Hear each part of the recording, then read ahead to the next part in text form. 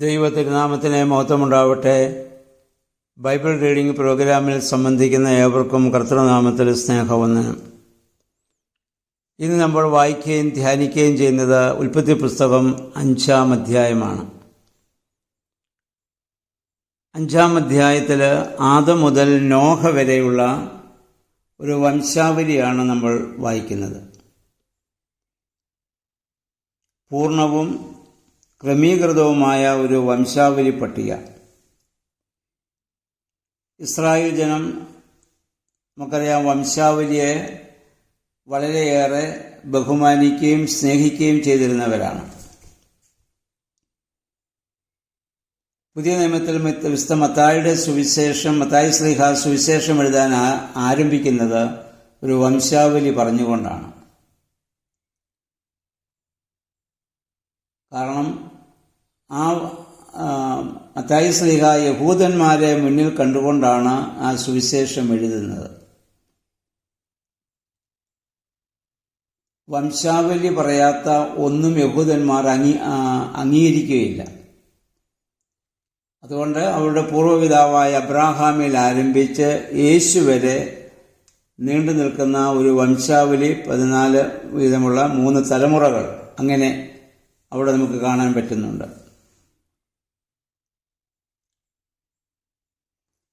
മൂന്ന് ഘട്ടങ്ങളിലായിട്ട്.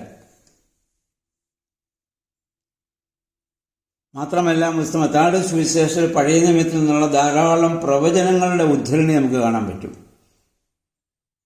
കാരണം മത്തായി ശ്ലീഹ യഹൂദന്മാരോട് പറയുന്നത് നമ്മുടെ പൂർവ്വപിതാക്കന്മാർ പ്രതീക്ഷിച്ചിരുന്ന മശിഹായാണ് ആ നസ്രയത്തുകാരൻ യേശു. പ്രവചനങ്ങളെല്ലാം അവനെക്കുറിച്ച് ഉണ്ട്. അതെല്ലാം അവരെ പറഞ്ഞ് ബോധ്യപ്പെടുത്താനുള്ള ശ്രമമാണ് മത്തായി ശ്ലീഹ അവിടെ നടത്തുന്നത്. എന്നാൽ വിശുദ്ധ ലൂക്കോസിന്റെ സുവിശേഷ വംശാവലിയുണ്ട്. 3-ാം അധ്യായത്തിന്റെ 29-30 വാക്യങ്ങൾ മുതൽ നമ്മൾ വായിക്കുമ്പോൾ, 23 വാക്യങ്ങൾ വായിക്കുമ്പോൾ ആ വംശാവലിയുടെ പ്രത്യേകത, ആ വംശാവലി യേശുവിൽ തുടങ്ങി പുറകോട്ടാണ് വംശാവലി പറയുന്നത്. അത് ആദം വരെ പോയി. കാരണം ലൂക്കോസിന്റെ സുവിശേഷം യഹൂദന്റെ മാത്രം രക്ഷയല്ല, സകല ലോകത്തിന്റെയും സകല ജാതികളുടെ രക്ഷയ്ക്കാണ് യേശു മനുഷ്യാവതാരം ചെയ്തത്. അതുകൊണ്ട് ആ ജാതികളെ മുന്നിൽ കണ്ട് എഴുതുന്നതുകൊണ്ട് ആ വംശാവലി യേശുവിൽ ആരംഭിച്ച് അബ്രാഹാമിൽ വന്ന് അവസാനിക്കുന്നില്ല. അതിനും പുറകോട്ട് പോയി, ആദം വരെ പോയി. കാരണം ആദമിൽ മനുഷ്യൻ മാത്രമേ ഉള്ളൂ, ജാതിയും മതവും അവിടെയില്ല.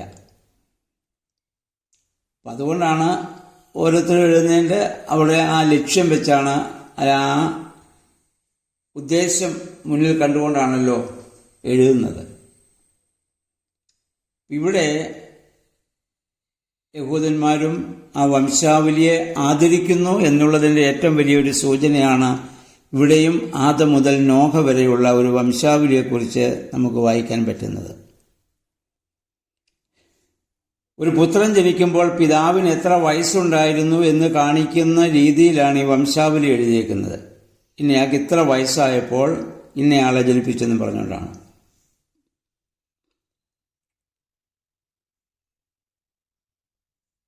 അപ്പം അങ്ങനെ നമ്മൾ വായിക്കുമ്പോൾ, ഈ വംശാവലി പഠിക്കുമ്പോൾ ഒരു കാര്യം നമുക്ക് മനസ്സിലാകുന്നത്, ഇവിടെ മാതാപിതാക്കൾ ജീവിച്ചിരിക്കെ മക്കൾ മരിക്കുന്ന രീതി ആ കാലത്തില്ല. അപ്പന് മുൻപേ കായീൻ ഹാബീലിനെ കൊന്നതല്ലാതെ, അവൻ സ്വാഭാവികമായിട്ട് മരിച്ചതല്ലല്ലോ, കൊന്നതാണ്. മറ്റാരും സ്വാഭാവികമായി അങ്ങനെ മരിക്കുന്നില്ല. എന്നാൽ ജലപ്രളയത്തിന് ശേഷം ആ രീതി മാറുന്നുണ്ട്. മാതാപിതാക്കൾ ജീവിച്ചിരിക്കുക, മക്കൾ അല്ലെ പ്രായമുള്ളവർ ജീവിച്ചിരിക്കുക, പ്രായം കുറഞ്ഞവർ പോകുന്നു. ഇപ്പോഴും നമുക്ക് അത് ധാരാളം സംഭവങ്ങളാണല്ലോ. ഇതുമായി ബന്ധപ്പെട്ട പരിശുദ്ധ സുറിയാനി സഭയുടെ ശവസംസ്കാര ശുശ്രൂഷയിൽ, കുട്ടികളുടെ ശവസംസ്കാരത്തിന്റെ 1-ാം ശുശ്രൂഷയിൽ ഇപ്രകാരം ഒരു പാട്ടുണ്ട്. പ്രളയം ഭൂമിയിലുളവാകും കാലത്തിനു മുൻപേ ക്രമമായി വന്നീ ലോകത്തെ മരണം ബാധിച്ചു. ജനകനു മുൻപേ സുതനോ മാതാവിൻ മുൻപേ സുതയോ മരണം പൂണ്ടില്ല. ഈ ലോകത്തിനവസാനം സവിതേ വന്നപ്പോൾ പൈതങ്ങൾ പോയി പോകുന്നു പാർത്താൽ വൃദ്ധന്മാർ. ഹാലേലുയ്യ ശേഷിച്ചിടുന്നു. ഈ പാട്ടിൽ പറയുന്നത് പ്രളയം ഭൂമിയിൽ ഉളവാകും കാലത്തിനു മുൻപേ ക്രമമായി വന്നീ ലോകത്തെ മരണം ബാധിച്ചു. ജലപ്രളയത്തിനു മുൻപ് മരണം ക്രമമായി വന്നാണ് ലോകത്തെ ബാധിച്ചത്. ജനകനു മുൻപേ സുതനോ മാതാവിന് മുൻപേ സുതയോ മരണം പൂണ്ടില്ല. അതായത് അപ്പന് മുൻപേ മകനോ അമ്മയ്ക്ക് മുൻപേ മകളോ മരിച്ചിട്ടില്ല. എന്നാൽ ഈ ലോകത്തിന് അവസാനം സവിതേ വന്നപ്പോൾ, അടുത്തു വന്നപ്പോൾ പൈതങ്ങൾ പോയിപ്പോകുന്നു പാർത്താൽ വൃദ്ധന്മാർ. പ്രായം കുറഞ്ഞവർ മരിക്കുകയും വൃദ്ധന്മാർ ഭൂമിയിൽ ജീവിക്കുകയും ചെയ്യുന്നു. കാരണം പുതിയ നിയമത്തിലെ സംബന്ധിച്ചിടത്തോളം മുൻപേ പോയിടുന്നവർ ഭാഗ്യവാന്മാരെന്ന് നമ്മൾ പറയുന്നത്. കാരണം പർദീസായുടെ കുറിച്ചുള്ള ബോധ്യം മനുഷ്യന് ലഭിച്ചു. അപ്പോൾ എത്രയും പെട്ടെന്ന് ക്രിസ്തുവിനോട് ചേരുവാനുള്ള ആഗ്രഹമാണ് ആദിമ സഭയ്ക്കുണ്ടായിരുന്നത്. അതുകൊണ്ട് നമ്മുടെ ആരാധന പാടുന്ന ലോകം താത സഹോദര ജാതി തറവാട് ആകെ ഉപേക്ഷിച്ച് യേശുവിനായി മരണത്തെ സ്നേഹിച്ചുവെന്നാണ്. അതിൻ്റെ ഈ രണ്ടാം സ്ഥാനസായിൽ അതുമായി ബന്ധപ്പെട്ട് ഇങ്ങനെ പാടുന്നുണ്ട്. ഉയരുന്നുറവേദേ വസുധ നിന്നെയുൾക്കൊണ്ട മരണഗതന്മാർ മരണത്തെ ഭീതിപ്പെട്ടില്ല. ലോവോസാറും യായിറോസൂദയും വിധവാസുതനും നിന്നെ നുകർന്നാദ്യം മൃതരായൊരു ദാനം ചെയ്തു ദാനം നൽകും. ജീവേശനു പാടും സ്തുതിയൻ നീ മൂവരുമൊന്നായി. ഹാലേലുയ്യ സാക്ഷിച്ചിടുന്നു.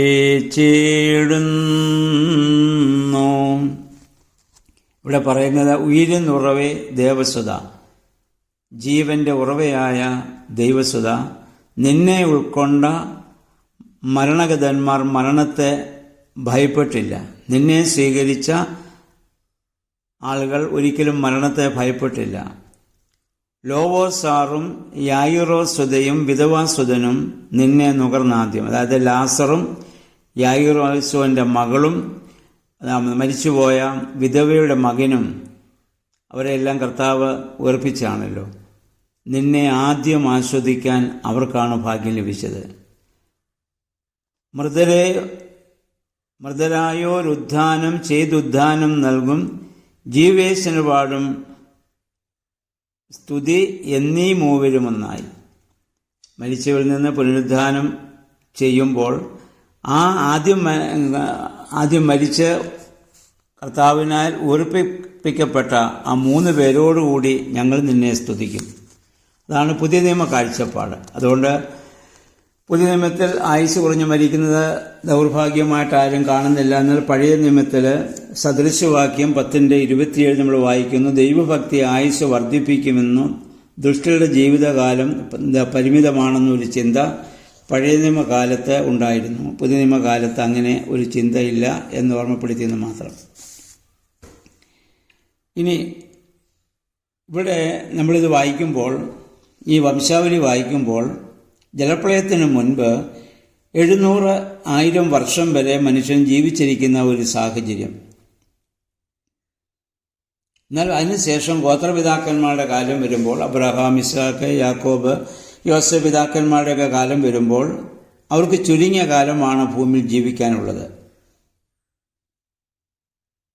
അപ്പം അതിന് വളരെ വ്യത്യാസം കാണുന്നുണ്ട്. അതിനെപ്പറ്റി വേദപണ്ഡിതന്മാരുടെ അഭിപ്രായം, ശമര്യയുടെ ന്യായപ്രമാണം എബ്രായ ന്യായപ്രമാണ രീതി അനുസരിച്ച് സംഖ്യാശാസ്ത്ര വ്യത്യാസമുണ്ടായിട്ടുണ്ട്. ആ സംഖ്യാശാസ്ത്രത്തിൻ്റെ വ്യത്യാസമാണ് ആയുസ്സിൻ്റെ കാര്യത്തിൽ ഇത്രയും വ്യത്യാസം വന്നെന്ന് പറയുന്ന വേദപണ്ഡിതന്മാരുണ്ട്. പക്ഷെ നമുക്കിത് അവർക്ക് ലഭിച്ച ആയുസ്സായിട്ട് തന്നെ നമ്മൾ കാണുന്നതിലും നമുക്ക് മറ്റ് ബുദ്ധിമുട്ടുകളൊന്നും അതുമായിട്ട് ബന്ധപ്പെട്ട് നമുക്കുണ്ടാവുന്നില്ലല്ലോ. ഇനി ഇതുമായി ബന്ധപ്പെട്ട് നമ്മൾ ഈ വംശാവലി വായിക്കുമ്പം 7ാം തലമുറക്കാരനായി വരുന്ന ഒരു പൂർവികനാണ് ഹാനോക്ക്. ആദം മുതൽ പരിശോധിക്കുമ്പോൾ 7ാം തലമുറക്കാരനായിട്ടാണ് നമ്മൾ ഹാനോക്കിനെ കാണുന്നത്. ഹാനോക്കിനെ കുറിച്ച് പറയുന്നു, അവൻ ദൈവത്തോടുകൂടി നടന്നു എന്നാണ് നമ്മൾ വായിക്കുന്നത്. ദൈവത്തോടുകൂടി നടന്നു എന്ന് പറഞ്ഞാൽ അക്ഷരാർത്ഥത്തിൽ ദൈവം ശരീരമായി ഇറങ്ങി വന്നു കയ്യെ പിടിച്ച് നടന്നു എന്നുള്ള അർത്ഥത്തിലല്ല. ദൈവവുമായുള്ള ബന്ധത്തിൽ ജീവിക്കാൻ ഹാനോക്ക് പ്രത്യേകം ശ്രദ്ധിച്ചു എന്നുള്ളതാണ്. ഇനിയും 6ാം അധ്യായത്തിൽ നമ്മൾ വരുമ്പോഴും നോഹയെക്കുറിച്ച് ഇതന്നെ പറയുന്നുണ്ട്. ആ തലമുറ നീതിമാനായിരുന്നു, നോഹ ദൈവത്തോടുകൂടി നടന്നു എന്ന് പറയുന്നുണ്ട്. അത് സിംബോളിക്കായിട്ട് പറയുന്നതാണെന്ന് നമുക്ക് മനസ്സിലാക്കാൻ പറ്റും. കാരണം ഹാനോക്ക് ഇങ്ങനെ ഒരു തീരുമാനമെടുക്കാനൊരു കാരണം വേദപണ്ഡിതന്മാർ പറയുന്നത്, ഹാനോക്ക് ജനിക്കുന്ന സമയത്ത് ആദം ജീവിച്ചിരിക്കുകയാണ്. അവരുടെ ആയുസ് നമ്മൾ കണക്കാക്കുമ്പോൾ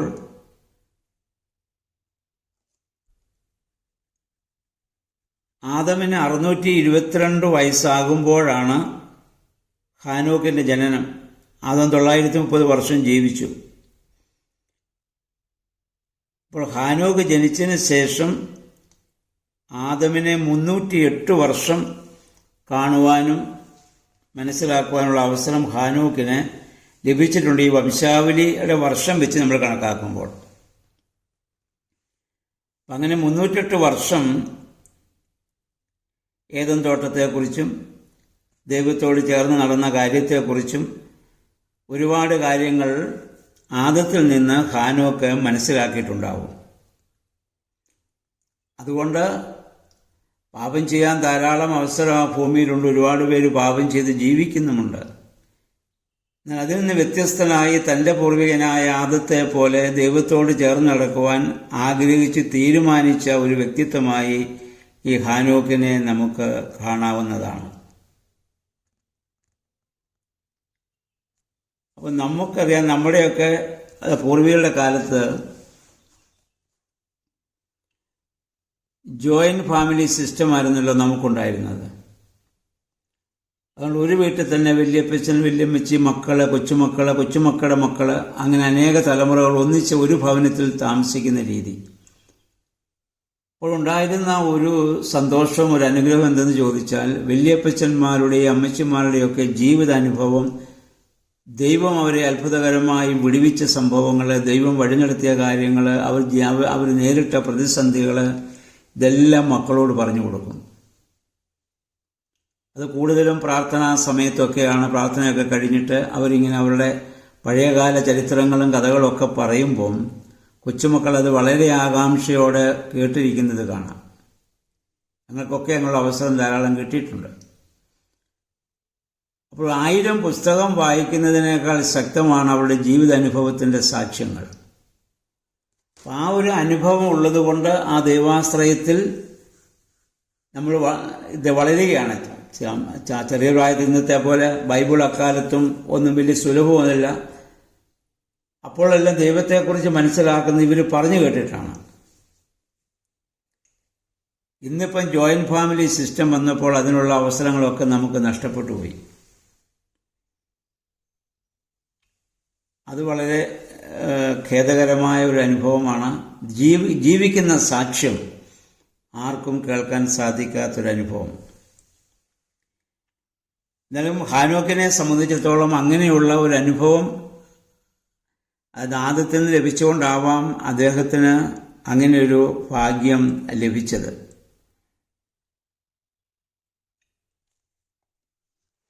ഇനി ഇവിടെ ഏറ്റവും കൂടുതൽ ആയുസ് ലഭിച്ച ആളായിട്ട് നമ്മൾ കാണുന്നത് മെഥൂശലഹിനെയാണല്ലോ. 969 വർഷം ഈ ഭൂമിയിൽ ഏറ്റവും കൂടുതൽ നാൾ ജീവിച്ച വ്യക്തിയായിട്ട് മെഥൂശലഹിനെ നമ്മൾ കാണുന്നുണ്ട്. ഇനി അതുപോലെ തന്നെ നമ്മൾ 2 രാജാക്കന്മാർ 2:11 വായിക്കുമ്പോൾ ഏലിയാവും ഹാനോക്കിനെ പോലെ എടുക്കപ്പെട്ടതായി നമ്മൾ വായിക്കുന്നുണ്ട്. ഹാനോക്ക് മരിക്കുകയോ അടക്കപ്പെടുകയോ ചെയ്തില്ല, എടുക്കപ്പെട്ടു. ഏലിയാവും അങ്ങനെ തന്നെയാണ്. ദൈവത്തിൻ്റെ കൂടെ നടന്നവർ. പൂർവ്വപിതാവായ അബ്രാഹാം പോലും ദൈവത്തിൻ്റെ മുൻപാകെ നടന്നുവെന്ന് മാത്രമേ നമ്മൾ വായിക്കുന്നുള്ളൂ. ദൈവത്തിൻ്റെ കൂടെ നടന്നു എന്ന് പറയുന്നത് അത്രമാത്രം ദൈവികമായ കൽപ്പനകൾക്കും അല്ലെങ്കിൽ ദൈവത്തെ സ്നേഹിച്ചും അവർ ജീവിച്ചു. അവർ ജീവിക്കുന്ന ഭൂമിയിലും പാപം ചെയ്യാൻ ധാരാളം അവസരങ്ങളുണ്ടായിരുന്നു. എല്ലാവരും പാപം ചെയ്യുമ്പോൾ അവർക്കും പാപം ചെയ്യാം. ആ സമൂഹത്തിൻ്റെ ഭാഗമായിട്ട് അവർക്ക് മാറാം.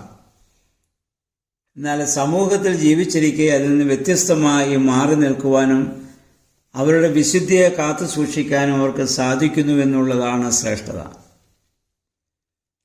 അതുകൊണ്ടായിരിക്കാം കർത്താവ് നമ്മുടെ സ്നേഹന്മാരെ പുനരുദ്ധാന ശേഷം അയക്കുമ്പോൾ പറഞ്ഞത്,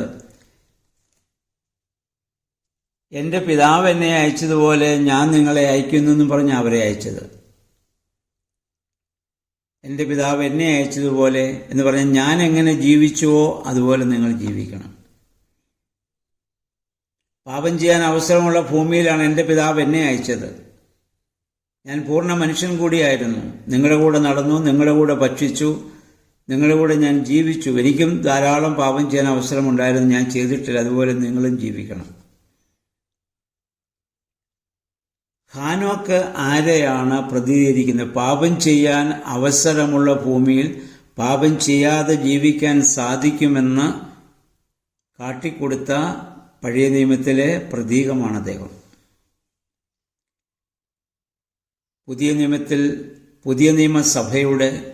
നിയമസഭയിലെ വിശ്വാസികളുടെ ദൈവാനുഭവത്തിൽ ജീവിക്കുന്ന വിശ്വാസികളുടെ പഴയ നിയമ നിഴലായി നമുക്ക് ഈ ഹാനോക്കിനെ കാണാം.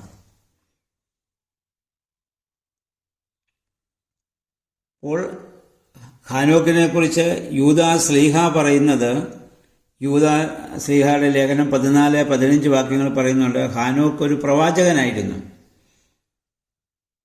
തീർച്ചയായും ജലപ്രളയത്തെക്കുറിച്ച് ഹാനോക്കും അല്ലെങ്കിൽ ഭൂമിക്ക് വരാൻ പോകുന്ന ന്യായവിധിയെക്കുറിച്ച് പറഞ്ഞിട്ടുണ്ടാകും. അതിൻ്റെ തുടർച്ചയായിട്ടാണ് പിന്നീട് നോഹയുടെ പ്രസംഗവും നോഹയുടെ കാലവും ഒക്കെ വരുന്നത്. അപ്പോൾ അതിനുള്ള ആ ഒരു അവസരം, പാപം ചെയ്യാൻ അവസരമുണ്ടായാലും പാപം ചെയ്യാത്തവനാണല്ലോ നീതിമാൻ. നോഹയെക്കുറിച്ച് പറയാം, നമ്മൾ ഇനി നാളെ അത് വായിക്കും. നോഹയെക്കുറിച്ച് പറയുന്നതാണ്, നോഹ ആ തലമുറയിലെ നീതിമാനായിരുന്നു. എല്ലാ ആളുകളും പാപം ചെയ്ത് ദൈവം ഭൂമിയെ നശിപ്പിക്കാൻ വരെ തീരുമാനിച്ച അത്രമാത്രം ദൈവം പോലും ദുഃഖിച്ച കാലഘട്ടത്തിൽ പാപം ചെയ്യാതെ ജീവിക്കാൻ തന്നെ കാത്തു സൂക്ഷിച്ച മനുഷ്യൻ, ദൈവത്തിൻ്റെ കൂടെ നടന്ന മനുഷ്യനായിട്ട് നമ്മൾ ഇനി നോഹയെ കാണും. ആയതുപോലെ തന്നെ അവളുടെ പൂർവ്വപിതാവായ ഈ ഹാനോക്കും അപ്രകാരം ജീവിക്കുകയാണ്. അവൻ ദൈവത്തോട് ചേർക്കപ്പെടുകയാണ്.